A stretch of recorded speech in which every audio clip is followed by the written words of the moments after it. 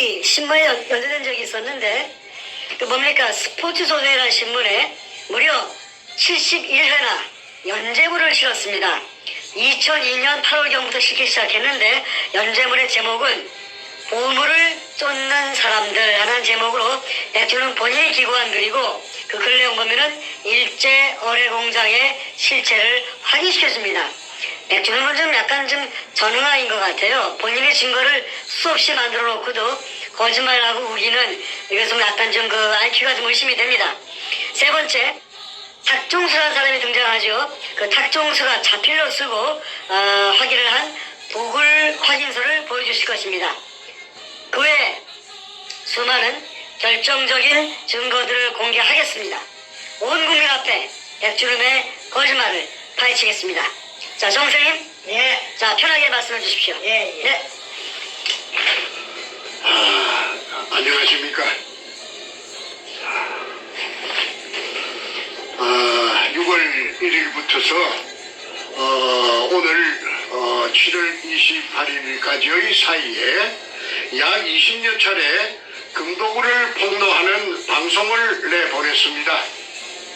이 타키트의 대상은 노무현과 문재인, 도굴단의 두목 백주름임 제의 타깃입니다. 부수적으로 근영의 서경석을 종교 깡패라고 제가 말했습니다. 도굴단을 협박해서 한 달이 끼고 일부를 말아먹었다고 저는 생각하고 있습니다. 그러나 이런 무서운 사실을 폭로하였음에도 아무 반응이 없다는 사실은 금도굴이 진실이기 때문에 항변의 말을 못하고 있다고 봅니다. 사실무근이라면 당장 명예훼손등으로 고소를 하여야 했는데도 불구하고 꿀먹은 봉오리로 등장하지 않는 것은 자신들의 행위가 더욱더 클로즈업될까 두려웠기 때문이라고 봅니다. 이러던 중에 도굴단의 두목 사이코패스 백주름이 리버사이드 호텔 대연회장에서 반박 기자회견을 했습니다. 자기네들이 도둑놈이 아니라는 것이죠. 얼마나 돈이 많길래 특급 호텔 대연회장입니까? 이것 하나만 봐도 별 볼 일 없던 그들이 돈이 많이 죄어 있다는 상황을 짐작할 수가 있습니다. 백주름의 우편에는 좌편에는 소도둑놈처럼 생긴 저 인상이 아주 소도둑놈 같은 그 김성태라는 인간이 앉아 있고 또 그 옆에는 용산역 앞에 강패 해병대 출신의 탁종수, 그 다음에 도굴 2번 두 번째 도굴범 금도굴의 다이버 대장 최상훈 등이 왼쪽 끝에 앉아있죠. 거짓말 향연을 펼쳤습니다. 참으로 간이 배밖에 나온 큰 도둑놈들의 뻔뻔한 모습이 아닐 수 없습니다. 20여 차례의 폭로 방송으로 압박이 오니까 압박 받은 것 같아요. 그래서 다급해지니까 발악을 하는 것 같습니다. 그만큼 위기 의식을 느끼고 있다고 해석합니다. 하기야 대통령을 둘이나 등에 업은 전대미문의 범죄단들이니 말할 나이가 없습니다. 이 세상에 어떤 도둑놈이 기자회견을 하여서 자신들의 금도둑질을 순순히 시인할 일은 만무합니다. 오늘은 이들이 얼마나 교활한 거짓말로 문자를 써서 교은영색 했는지 짚어보겠습니다. 그러니까 이들의 공통된 핵심은 자기네들이 문현동 1219-1번지에 그 제가 판 수직구 아래에 16m 아래에 수평굴이 죽어도 일본 의뢰공장의 한 가닥이 아니고 수이 실패한 굴로서 제가 그거 거짓말을 해가 사기쳤다는 것이 처음부터서 끝까지 교활한 거짓말입니다. 이래가지고 제 인생 16년이 몽창 날아가 버렸어요. 그래서 이제 지금부터 그들의 거짓말이 얼마나 교활한지 증거를 하나하나 제가 밝히도록 하겠습니다. 먼저 백준엄, 김성태, 그 다음에 탁종수가 거기에 나와가지고 내가 가만히 보니까 안절부절해요. 그거는 바로 이 종이 때문에 그렇습니다. 자신이 써놓은 이 종이 확인서, 이 탁종수 제일 밑에 있죠. 이름이 있고 주민등록번호가 있습니다. 그리고 지장이 있습니다. 이거는 감정해보면 당장 알 수가 있습니다. 오리발을 낼 수가 없는 것입니다. 내용을 읽어주시죠. 이게. 본인 탁종수는 2002년 5월 중순경 평소 알고 지내던 백준엄으로부터 부산시 문현동 소재 일제 지하 의뢰공장에 금이 가득 찼다고 하여 투자를 요청하기에 일금 5천만 원 정을 투자하고 백준엄에게 투자하고 그 후 현장에 여러 번 가서 지하 물속에 잠긴 울속을 확인하였고 바로 열고 비디오 테이프 포함 그 뒤 6, 7, 8월 말까지 도굴 작업을 한 사실을 알고 있습니다. 그 당시 본인은 김홍랑 남편 이름으로 문현동 땅을 매입하여 모든 게 순조롭고 합법적인 절차를 거친 줄 알았다. 그러나 그 뒤 백준엄은 본인에게 형님 모든 게 시간이 가면 고생 끝이니 죽지 마시고 기다리시기만 하면 내 인생 책임지겠다고 하여 이날까지 기다리고 있었던 사실입니다. 본인은 백준엄이가 그 당시 금을 도굴하여 숨긴 것으로 확신합니다.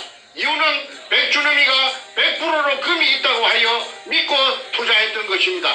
2004년 9월 14일 탁종수 480810-1010711 추가문 본인이 처음 투자를 할 때 문현동 지하 동굴내를 촬영한 비디오 테이프도 보았고 그 당시 테이프상에는 일본군이 쓰던 마대 자루가 차곡차곡 빼곡히 있었기에 본인은 그 속에 들어있는 것이 금이라는 백준엄이 말을 액면 그대로 믿었던 사실입니다. 이에 확인서를 첨부합니다. 2004년 9월 14일 탁종수 지장을 딱 찍어놨습니다. 지장이. 이 지장 감정하면은 탁종수 필적 감정하면은 이거는 탁종수가 썼는지 사실 여부를 알 수 있습니다. 2004년 9월 14일입니다. 그 다음에 2002년 3월 2일날 제가 수직구를 뚫어놓고 4월 5일날 배신이 일어났다는 것을 제가 알았습니다. 김성태와 백준엄이 배신을 일으켰다는 사실을 제가 알게 되었지요. 그런데 2002년 배신이 일어났으면은 자기네들 주장대로 할 것 같으면은 사기당했다고 지하 수평굴이 박정희 대통령 이발사 박숭이 한 실패한 굴로 정충재가 사기쳤다고 할 것 같으면은 그래서 끝입니다. 그 현장에 갈 필요도 없고 땅을 살 이유도 없습니다. 그런데 이 사람들이 땅을 샀어요. 땅을 살 돈이 없으니까 그 광주 전라남도 광주시 서구 지평동에 있는 김홍랑이라는 여자를 찾아가서 땅을 사게 만듭니다. 그래서 김홍랑이라는 여자와 그녀의 남편 공무원, 그 당시에 공무원 전남도청 새마을 가장 그 박민수라는 사람이 그 부산 문현동에 와서 그 수직구 속에 그 카메라를 찍는 로봇을 내려보내가지고 금포대, 즉 일본식 한자 이등충이 찍혀있는 금포대가 재어 있는 것을 제3, 제4 확인하고 그 땅을 삽니다. 그러면 땅을 사기 전에 이제 금이 재어 있다는 것이 확인을 제3, 제4 했기 때문에 광주에 사는 사람들이 부산 문현동의 땅을 사는데 그때 지주가 두 사람이었어요. 한 사람은 지분의 65%, 100분의 65%를 가지고 있는 조규혜라는 사람이고 50년생. 다른 한 사람은 지분의 35%를 가지고 있는 100분의 35%를 가지고 있는 정문균이라는 60년생 남자입니다. 이 둘이 연합해가지고 대한항공으로부터 IMF가 오자 이 땅을 불화를 받았던 것입니다. 그때 불화 받은 가격이 평당 80만 원씩이라고 합니다. 그런데 김홍랑이 급하게 살라고 하니까 그 땅을 살라고 하니까 평당 80만 원에 산 땅을 불과 몇 달 만에 200만 원씩에 김홍랑에게 팔았는데 한 사람은 정문균이는 100분의 35를 가지고 있는 정문군이는 자기는 안 팔겠다. 나는 금을 배당받겠다. 해서 100분의 35를 고수했고 조규혜는 50년생 조규혜는 팔겠다. 그런데 지분 6.5%는 그렇게 제가 10%를 줬죠. 그 땅을 사용한 대가로서 금이 나오면은 1화를 줬습니다. 그걸 이제 그대로 변하지 않고 정문균이는 3.5%를 그대로 금 지분 3.5%를 고수했고 그 다음에 조규혜는 자기가 가진 땅 비율대로 가진 6.5%를 중에서 5%는 땅을 사가지고 새로 들어온 여자 김홍랑에게 5%는 양도하고 나머지 1%는 자기가 조규혜가 계속 지분을 고수하는 것이 요 도굴단의 금갈라 묵은 서류에 나타납니다. 한번 확인해 보겠습니다. 정문균 여기 있습니다. 정문균 이거 딱 비춰주세요. 정문균 3.5%. 잠깐만요. 문균. 그 지장 초점에서 찍어놨어요. 안 맞, 잠깐만요. 초점에서 안 맞는데. 그 3.5%가 잘 안 보일 거예요. 지장을 찍어놨어. 예, 저 정문균 보입니다. 예, 예. 좀 흐리지만 보이고 예, 정문균 그다음에 60년생, 60년 7월생 조규혜. 3.5% 있고 조규혜. 조규혜 50년 5월생 1.5%. 1.5%. 6.5에서 5를 갖다 김홍랑이 줬어요. 예, 조규. 김홍랑이 5% 웃깁니다. 나왔습니까? 네, 나왔습니다. 김홍랑 5% 맞죠? 예. 그래서 이제 1219-1번지에 100분의 65의 지분을 중에서 6.5%의 금도굴 지분 중에서 5%를 김홍랑이 받고 들어왔습니다. 그러니까 조규혜는 1.5%를 남겨놨습니다. 그래서 그때 땅을 그 100분의 65를 살 적에 백준원과 김홍랑 간에 공정 계약을 했습니다. 그 계약서를 제가 지금 공개하겠습니다. 제가 일단은 한번 읽어보고 비사트 드리도록 하겠습니다. 계약서 각 성명 김홍랑 주민등록번호 5301222-2929410 주소 광주광역시 서구 지평동 1171-4 금호 쌍용 아파트 208동 1504호 을 백준원 주민등록번호 580-1046711 주소 서울특별시 중구 해연동 1가 147-23 여기가 저 남산 아파트입니다. 해연동 뭐이가 케이블카 타는 오래된 아파트 제가 있다고 말씀드렸죠. 지금은 이제 물론 좋은데 가서 이사 가서 삐까 번쩍 살겠지만은 그때는 요 행편없는데 요 살았던 주소가 있습니다. 남산 아파트 615호 상기 2는 부동산 가로 열고 부산광역시 남구 문현사동 1219-1 및 5필지 등 토지 553평 1827제곱미터에 대한 토지 소유자와 한시 사용권자의 쌍방 협약에 대한 계약임 제1조 토지 양도의 권리 토지의 소유자는 김홍랑 이하 갑이라 함이며 이는 백주는 이하 을이라 함의 희망적인 정보에 의해 갑이 판단한 바 그 실질적인 토지의 미래성 및 기타 사항에 있어 가능성을 실사하여 타진하고 매입했으며 이제 금이 있는 걸 알았다 이 말입니다. 의뢰공장이라는 걸 확인했다는 것이죠. 이에 갑은 한시적인 토지의 사용 권리를 오직 을에게만 제공한다. 금독을 하도록 을에게 백주놈에게 금독을 하도록 자기가 산 땅을 제공한다. 제2조 의무 을은 갑의 토지 소유 토지를 매장물 발굴 및 발견 및 발굴 목적 외에 매장물 발견 및 발굴 목적 외에 그러니까 매장물이 목적입니다. 타인에게 임대하거나 기타 행위를 할 수가 없다.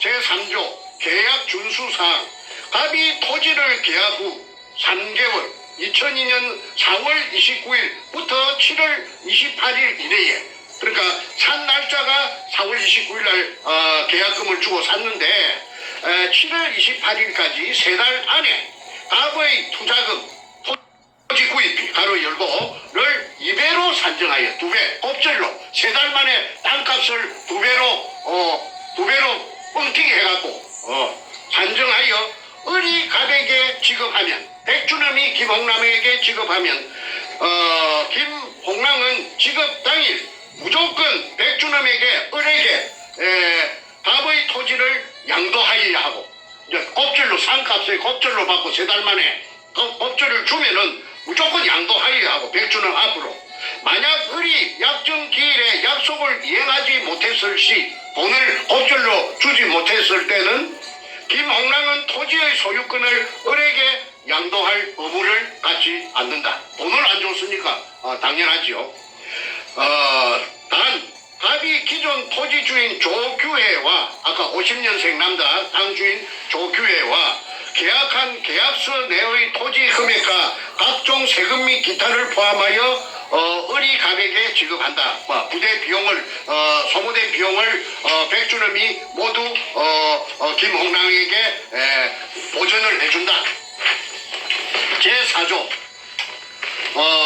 토지의 형질 변경 을은 백주놈은 갑이 김홍랑이 소유한 토지에 매장물 발굴 작업을 위한 통로 및 발굴을 위한 필요한 기자재 등의 필요성에 의해 김홍랑에게 토지 사용 승낙을 받았으며 추후 출입구를 넓히거나 하는 등 기타 작업을 위해 일시적으로 토지를 형질 변경할 때 갑의 동의를 받지 않고 진행할 수 없으며 그러니까 땅 주인이 저 김홍랑인가 김홍랑의 동의를 받지 않고 할 수 없으며 발굴 공사가 완료되면 발굴 공사라는 것은 도굴 공사 금도굴 완료되면 을이 원상복구를 시켜야 한다. 백주놈이 원상복구를 시켜야 한다.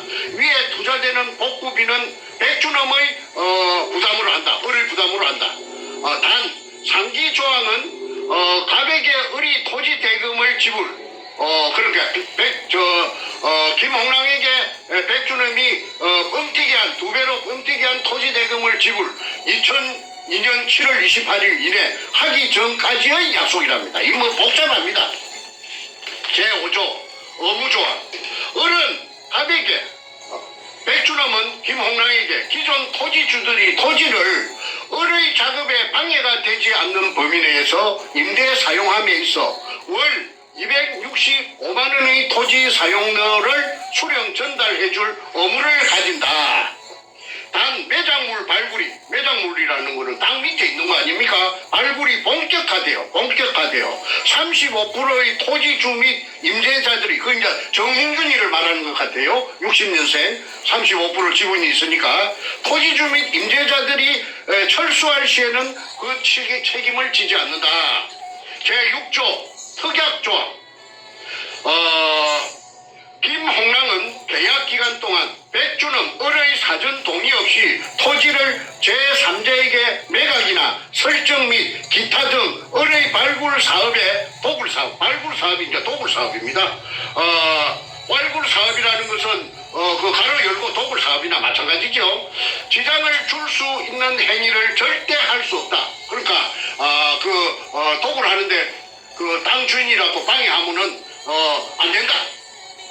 단 상기 조항은 김홍랑에게 백주름이 토지 대금을 지불하기 전까지의 약속입니다. 또 못을 쳐놨습니다.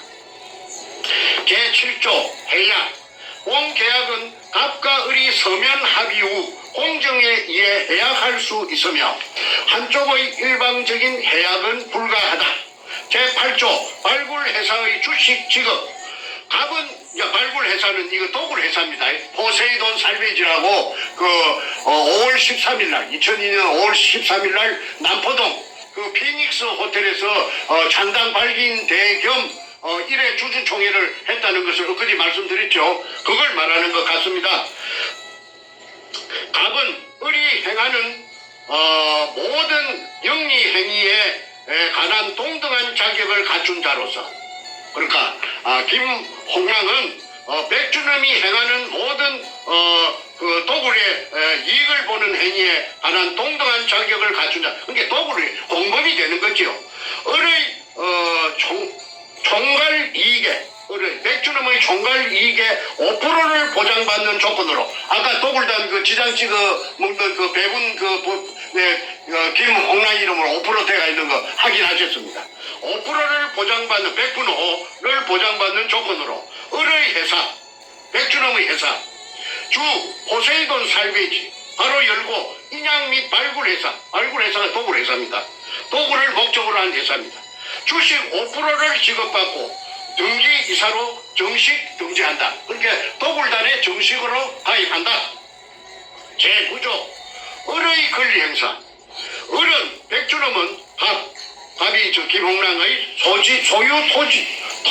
소유 토지를 매매하는 행위를 제외한 모든 권리의 인공동굴의 발견 및 가로 열고 인공동굴의 발굴 및 매작물의 발굴 등. 박숭이 실패한 굴이라고 사람을 갖다가 삶아놓고는 주거끼리는 인공동굴의 발견 및 매작물의 발굴 이렇게 가로 열고 못을 쳐놨어요. 총 계약기간 가로 열고 1차 종료는 2003년 12월 31일까지로 한다. 그렇게 금이 얼마나 많아야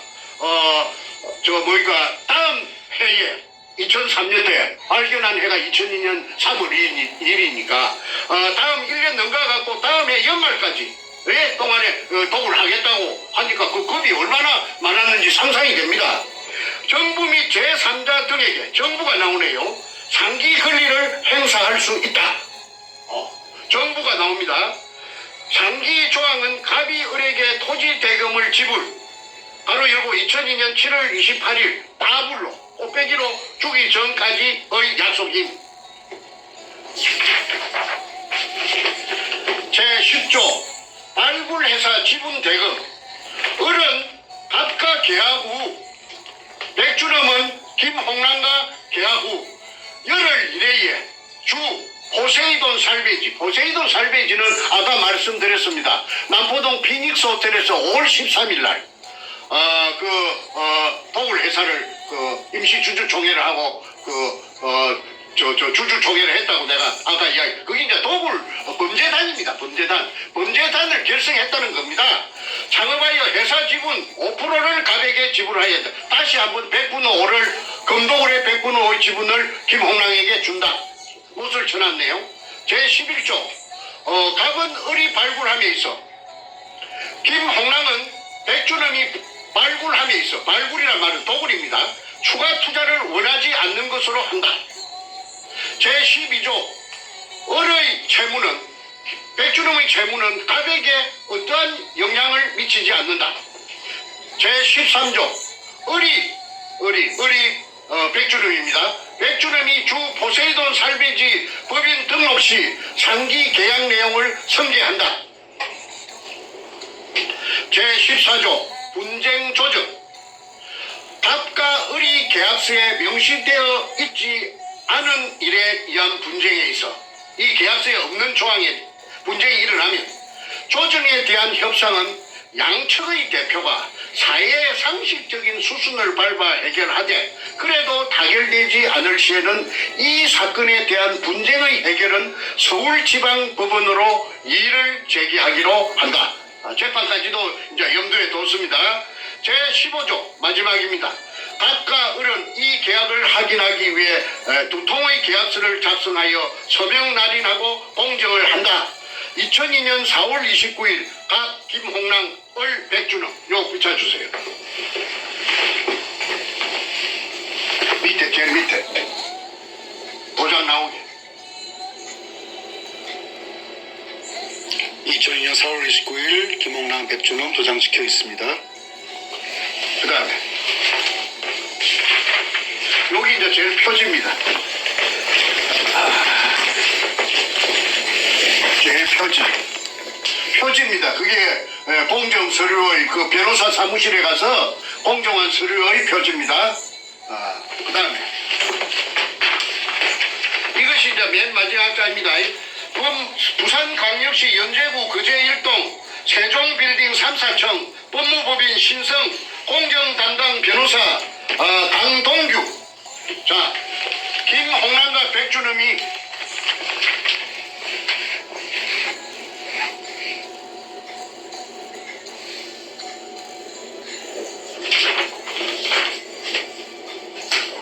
네, 됐습니다. 예, 이렇게 되어서 포세이돈 살베지라는 도굴 회사를 만들고 저에게 제가 사기꾼이라고 그 한 사람들이 전부 다 그 도굴단의 그 멤버가 되었고 도굴 공범이 되었고 이제 다시 그 땅 주인 그 조규의 정문균이 그 합류하고 그 다음에 광주의 여자 기공사 이 기공사가 청와대에 그 김대중 청와대의 부인인 그 이희호 전속기공사라고 그런 소문이 다다했습니다. 그런데 이제 이렇게 땅을 사놓고 이제 본격적인 이제 도굴이 진행되었죠. 그래서 이제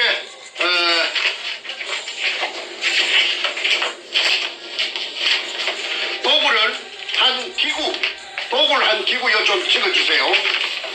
요 수직 상하 운반용 승강기입니다. 이걸 이제 그 우인지 시설을 해가지고 컨테이너 위에다가 천장에다가 이제 쇠막대를 용접을 해가지고 그게 우인지 시설을 해가지고 전기를 이어가지고 그 방금 그 기구를 가지고 그 금포대를 이동충이라는 그 금포대를 밤 새벽 3시까지 끄자고 올린답니다.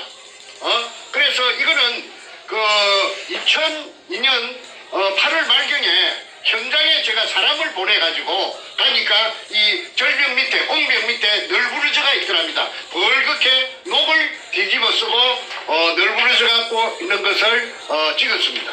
그 다음에 자 아까 이제 다시 말씀드릴게요. 2002년 4월 5일 날 서울시청 후원에서 제가 배신이 일어난 줄 알았습니다. 그러고 나서 그 사람들하고 저하고는 그 사람들은 도굴단이 되고 저는 쫓기는 신세가 그들로부터 쫓기는 압박받는 신세가 되고 손에 가진 정권은 없고 이제 이거 뭐이가 루비콘 강을 한번 건너가면은 다시는 이제 돌아올 수 없습니다. 만날 수가 없습니다. 그런데 이제 이 땅도 사고 아까 4월 26일 날 땅도 4월 29일 날 땅도 사고 그 다음에 이제 5월 말부터서 제가 본격적으로 도굴이 진행되었다고 했습니다. 그런데 5월 말기에 도굴을 하려고 그러면은 고사를 지냅니다.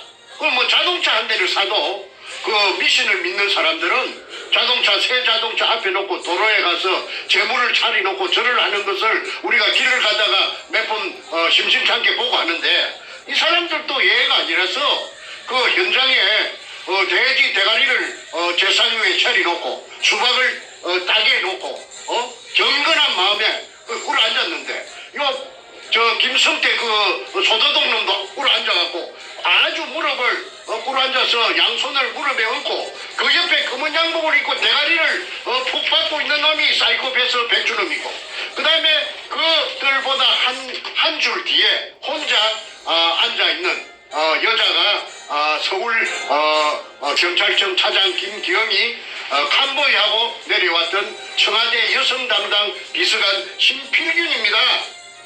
그리고 그 흰옷을 입고 서가 있는 그 여자가 이제 무당이고 무당이 이달 한 10명 왔답니다. 그 사진을 공개하겠습니다.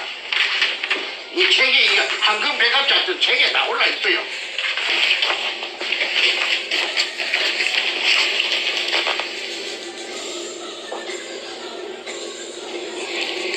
2002년 5월 28일 5월 28일. 문현동 발굴 성공을 비는 고사 장면 책 143페이지에 나와 있습니다. 황금 백합작전. 자, 그 다음에 어,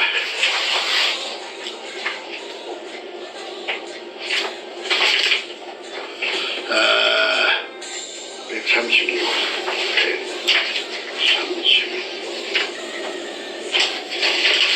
이 구멍을 제가 뚫은 구멍입니다. 이게 직경 60cm로 지하 안반층 16m를 뚫었는데 지하 4m 붙어서 물입니다. 그 물이 보입니다. 규격화된 KS 사다리 철물점에 파는 거 2m짜리 두 개를 연결해야 그 수면에 도달합니다.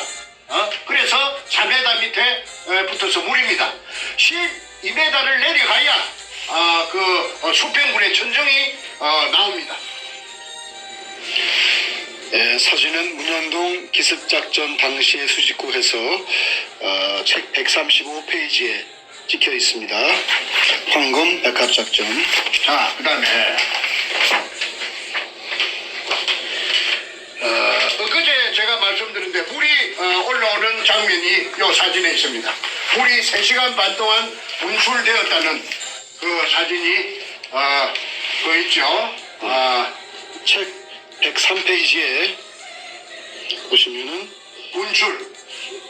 수직굴 분수 분출 광경에서 3시간 반 동안 품었습니다. 물이 올라오는 사진이 물 기둥이. 매우 선명하게 찍혀 있습니다. 예. 자,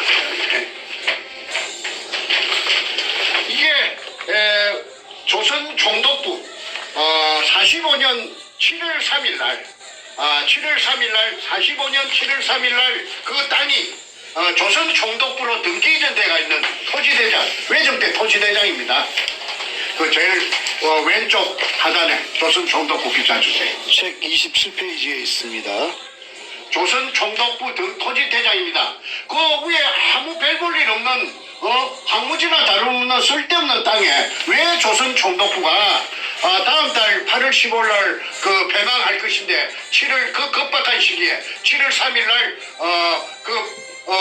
부산항의 남쪽 자락 그 별 볼 일 없는 땅에 조선 총독부라고 등기 이전 해놨는가?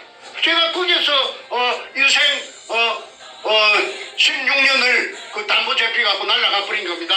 그 다음에 요거 좀 비춰주세요. 그 천명의 유골이 있다는 거는 경향신문에 그 기사가 났습니다. 그 기자가 제 말만 듣고 기사 써주겠습니까?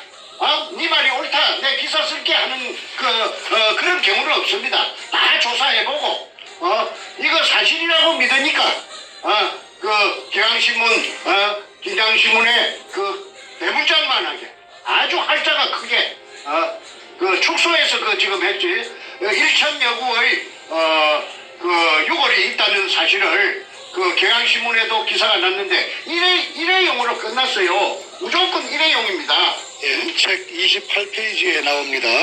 28페이지에 이 경향신문 기사가 명시가 되어 있습니다. 그 다음에 요 토지 등기부 등본 한번 봐주십시오. 이 빨간 줄끈도 한번 비춰주세요. 정문균이 조규혜, 그 다음에 김홍랑, 그 등기부 등본에 나와 있습니다.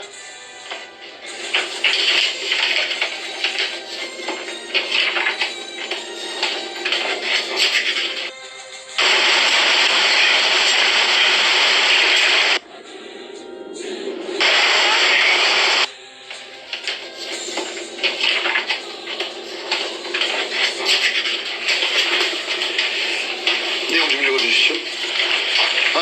2002년 4월 29일 날 매매가 되어서 소유권 이전, 지분이 100분의 65, 소유자는 조규혜 50년생입니다. 500517, 부산 금정구 북옥동 경남 한신아파트 105동 2103호. 이 조규혜가 80만 원의 한진으로부터서 파일로부터서 불화받은 땅을 200만 원에 김홍랑, 아까 김홍랑 100분의 5 지분 가진 김홍랑이 있었지요. 요 좀 비춰주세요. 김홍랑.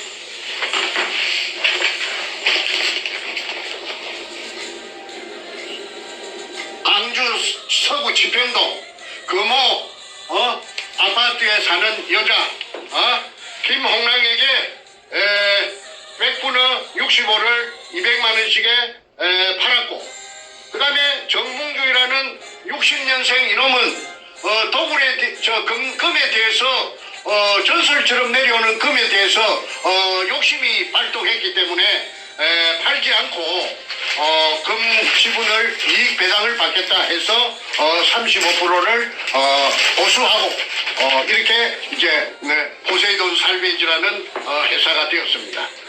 그리고 여기서 참 재밌는 게 하나 있습니다.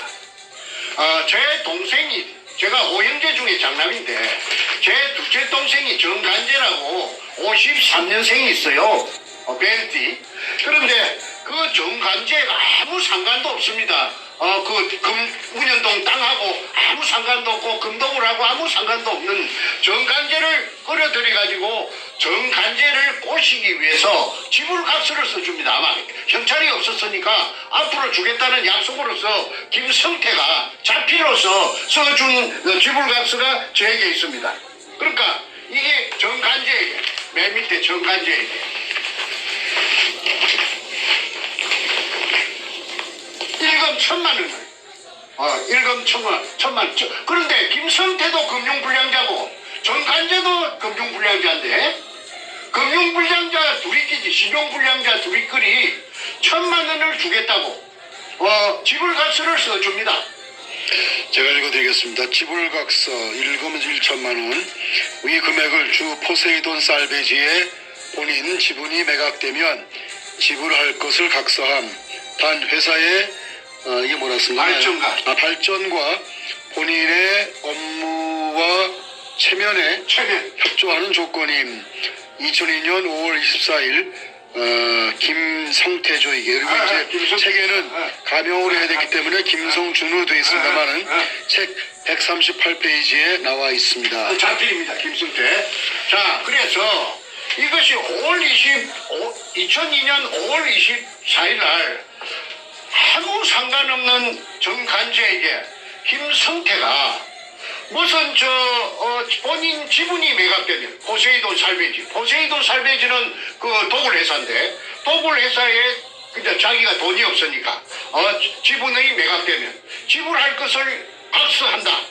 단 회사의 발전과 본인 전무랍니다. 전무. 포세이돈 살베이지의 전무의 업무와 체면에 근데 도굴한다고 들고 다니지 말라. 이 다물는 조건으로서 1,000만 원 니한테 줄게. 언제까지 주느냐?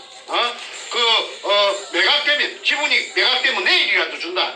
4월 5일 날 배신이 일어났는데 5월 24일 날 내 친동생 내 밑에 포장 밑에 정간지에게 1천만 원을 준다는 지분가스를 써놓은 것이 무엇을 의미하는지 금이 없는데 이따위 짓을 하겠습니까? 그 교활한 놈이. 그러고 이제 제가 그 무렵에 대한항공으로 달려갔어요. 왜? 대한항공에서 불화를 받았기 때문에.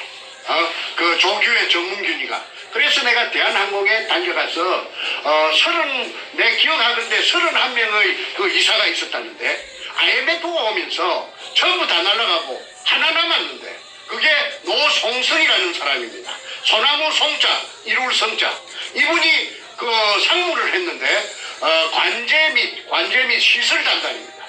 그러니까 기술직이지요.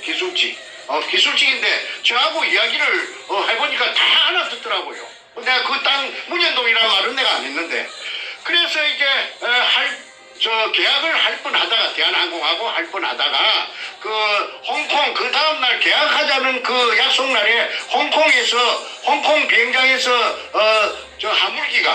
하물기가 추락하는 바람에 그래서 그 무산이 된 적이 있습니다. 그랬기 때문에 노송성이라는 그 상무가 그 문현동인 줄은 모르고 그 어딘가에 있을 그 지하 의뢰공장에 대해서 세세하게 입력이 돼가 있는 상태니까 내가 그 사람을 찾아가서 자 지금 부산 문현동은 이제 문현동 갔습니다. 문현동의 의뢰공장이다. 그 사람이 놀래지요.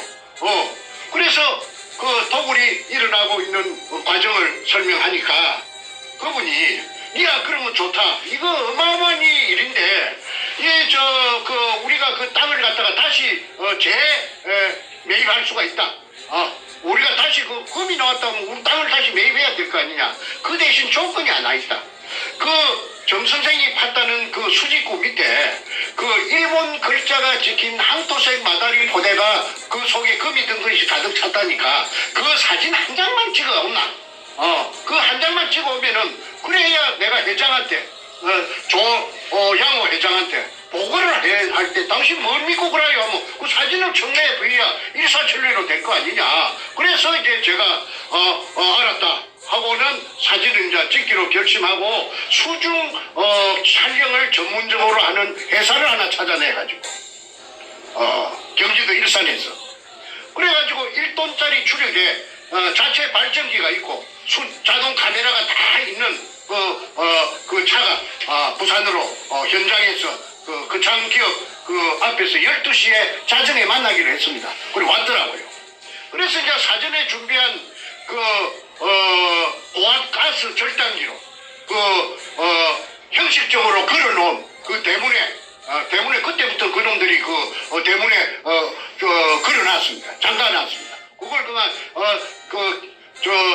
끼려는데 시간이 걸리니까 그만 고압 절단기로 가지고 절단하고 안에 들어갔습니다. 그때 한 30명의 청장년을 전부 태권도 유단자들인데 고수들인데 제가 동원해가지고 누구든지 방해 세력이 경찰은 말고 나타나면은 전부 대가리를 쪼개버리라. 내가 책임지겠다. 도굴단이 나타날 거니까 일전을 불사하고 전쟁을 불사하고 그게 들어갔습니다. 그래서 그 컨테이너 덮어 씌워놓은 컨테이너도 그냥 문이 잠겨가 있으니까 소불할 만한 그 자물통을 채워놨더라고. 그래서 그것도 고압가스불로 그만 찌찌찌 찢어가지고 문짝을 파쇄해서 드러내고 들어갔더니 아니 그게 완전히 그 수직구 뚜껑을 1cm 간격으로 보드나트로 쫙 쪼아놨고 그 벽에는 잠수옷이 고무 잠수 검은 고무로 만든 잠수옷에 물이 덜 말라가고 전기불에 번쩍번쩍 하더라고요. 그걸 그 도굴단의 일원으로 그게 따라갔던 제 동생 정간재가 100분의 1로 받고 따라갔는데 그 같이 갔던 산청에 정재호라는 정간재 친구가 있습니다. 합벌이 시골에서 초등학교 나왔는데 이 사람이 자동차 고치는 기술자입니다.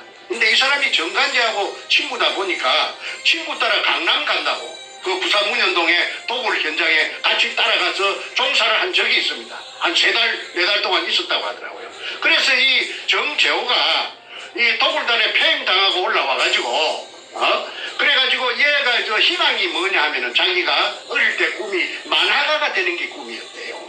그래서 만화를 많이 읽었는데 그림에 재주가 있는가 없는가를 몰라도 걔가 도굴단에 갔다 왔기 때문에 현장에 서너 달 있었기 때문에 그 현장의 상황을 그림으로 그려놓은 것을 제가 보여드리겠습니다. 이 좀 비춰주십시오. 요 네모하는 컨테이너 덮어 씌운 컨테이너 아닙니다.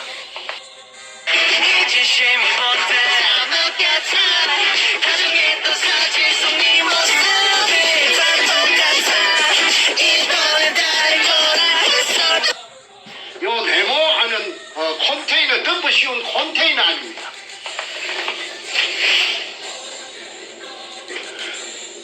컨테이너 안에 이제 그 위에 보면은 그 고무옷이 세 벌이라는 것은 요겁니다. 저 잠수복이 3벌, 언제든지 3벌 걸려 있었대요. 그 다음에 이 탁자가 있고, 이 제가 판 구멍은 요 새까만 점 요기 제가 판 구멍입니다. 이 구멍을 덮어놨어요. 그 다음에 이 뭐 배터리도 있고, 공구통도 있고, 식탁 및 의자도 있고, 우인치 시설도 있고, 엘리베이터 발판, 우인치용 스테인리스, 호이스트, 전기 작업선, 에어호스 직경 1.5cm, 기계 발전기, 기계 양수기, 그 다음에 컴프레셔, 그 다음에 양수용 쇠파이프, 길이가 1.5m, 그 다음에 직경이 15cm, 그 다음에 사람은 다이버는 그 좁은 직경 60cm한테 구멍에 내려갈 때는 이렇게 내려갔답니다. 발판만 있고 쇠몽디가 있는 요걸 타고 이렇게 다이버는 오르내리고, 그 다음에 아까 그 검을 갖다가 인양할 때 그 사진 보셨죠? 그 수직 상하 운반용 성강기 이걸로서 검을 도굴하고, 그 다음에 사람이 또 다이버가 올라올 때는 또 그 생각대 같은 그 발판만 있는 걸 타고 올라왔다고 정보를 제공해줘서 저는 그 산청에 경상도 지리산 밑에 앉아 있어도 이 도굴단들이 돌아가는 것을 다 알 수가 있었습니다. 자, 그런데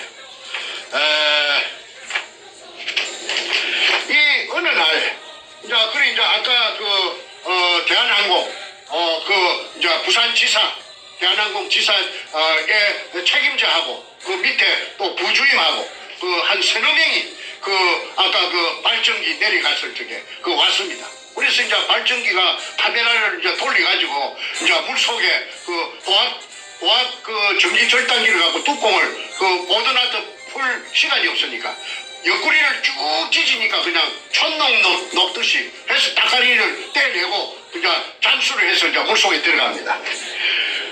물이 얼마나 맑은지 먼지 하나 없었습니다. 그래서 그때 들어가다가 12.58m에서 그러니까 16m 내려가야 되는데 12.58m에서 장애물이 나타났어요. 그 장애물이 나타난 시간이 이 날짜가 2002년 4월 27일이고 장애물이 나타난 시간이 새벽 1시 32분 59초입니다. 요 찍기가 있습니다. 요 시간하고 저 숫자가 찍기가 있죠.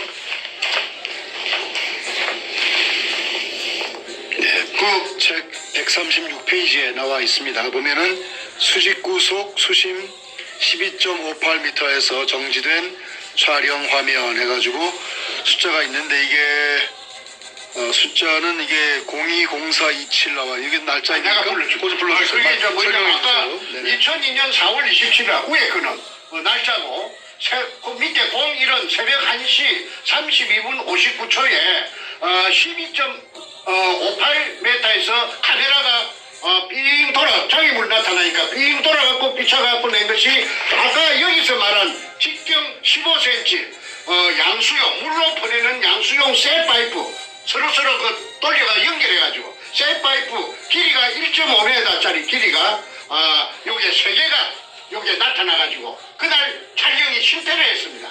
그러니까 이등충이라는 그 부대를 찍는 그 카메라도 못 내려오고, 그 다음에 밤중에 절단하고 사람도 다이버도 못 내려오게 미리 이 쇠파이프 1.5m 길이의 쇠파이프, 양수용 쇠파이프 직경 15cm짜리 3개를 세 줄로 연결해가지고 이렇게 이 배터리와 답장애물 설치를 해놨습니다.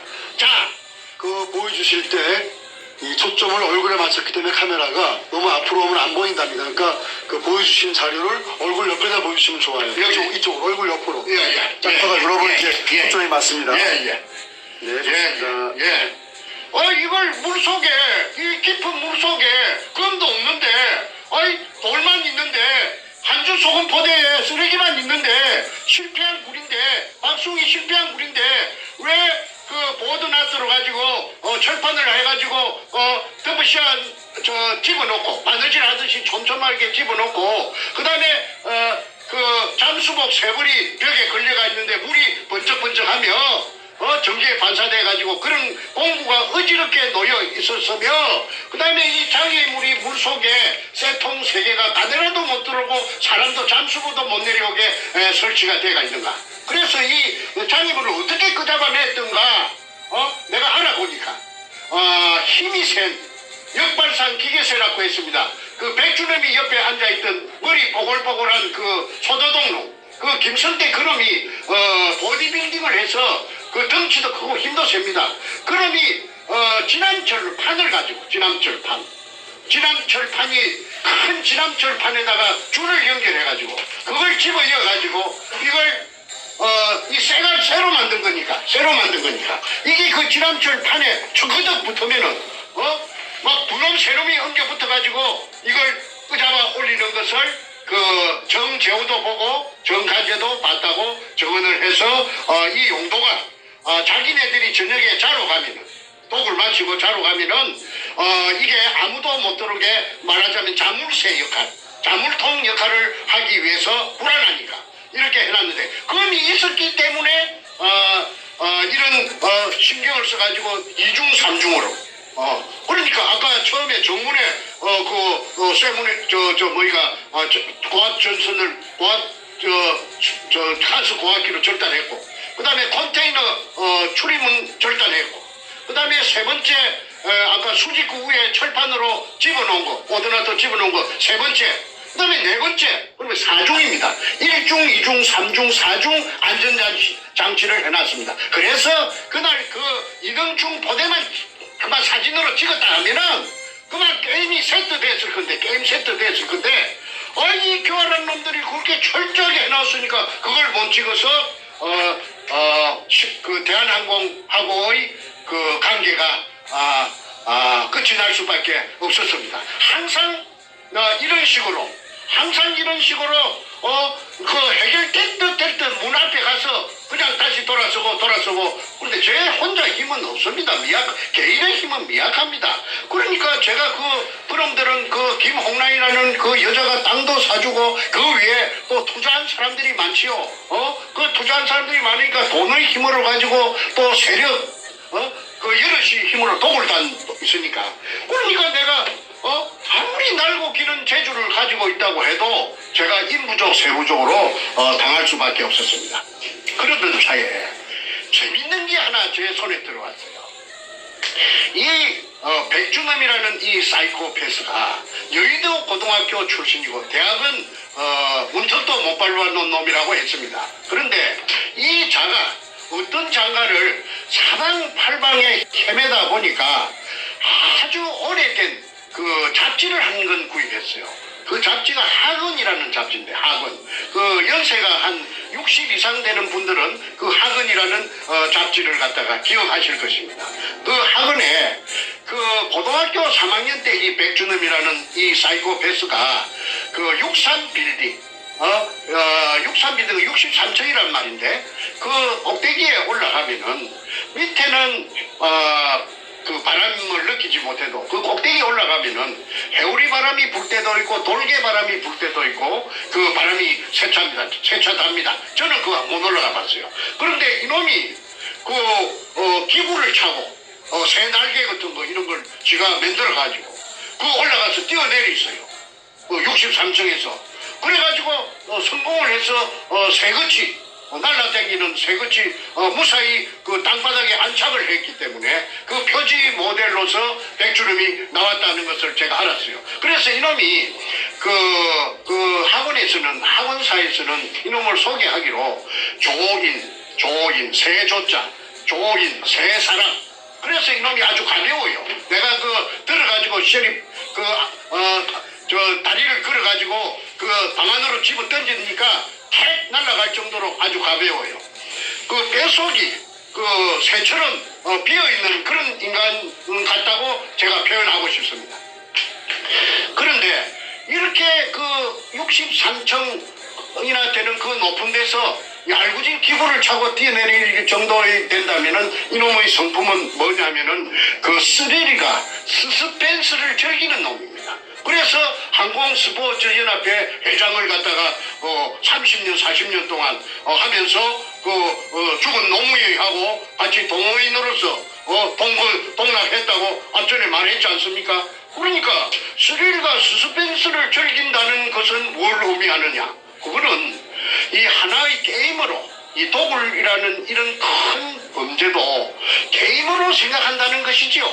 그러면은 전에 제가 한번 말씀드린 적이 보통 사람 뇌하고 틀려가지고 이 대뇌에서 뇌하 수체가 어떤 호르몬이 나오는데 즐긴다라는 말은 자릿자릿한 아슬아슬한 쾌감을 즐긴다는 것입니다. 그러니까 자기는 이 부산 문현동을 게임으로 생각하고 이게 즐겼던 것입니다. 그리고 정충재도 가장 참게 빡세니까 그러니까 정충재를 제압하기 위해서 노무현을 끌어들여가지고 노무현 청와대 당시에 참여정부 청와대를 갖다가 뒷배경으로 삼은 것이 아니고 무엇이겠습니까? 그런데 이자가 미처 도굴이 1차 도굴이 5월 말부터서 2002년 5월 말부터서 6, 7, 8월 말까지 진행되었다고 탁종수가 어제 자기 확인서에서 설명했습니다.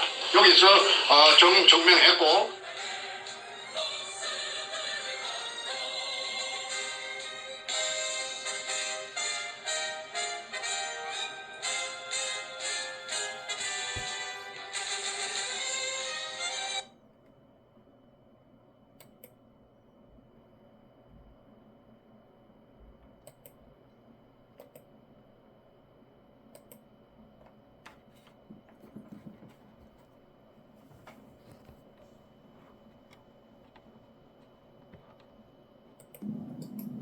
조선민주주의 인민공화국 수령이라고 하는 김정일이라고 하는 놈이 결제 책상에서 무언가 결제를 하고 있고 그 옆에 그가 임명한 인민민주주의 3.0 간첩 총독 문재인이가 부동자세로 서 있는 모습입니다.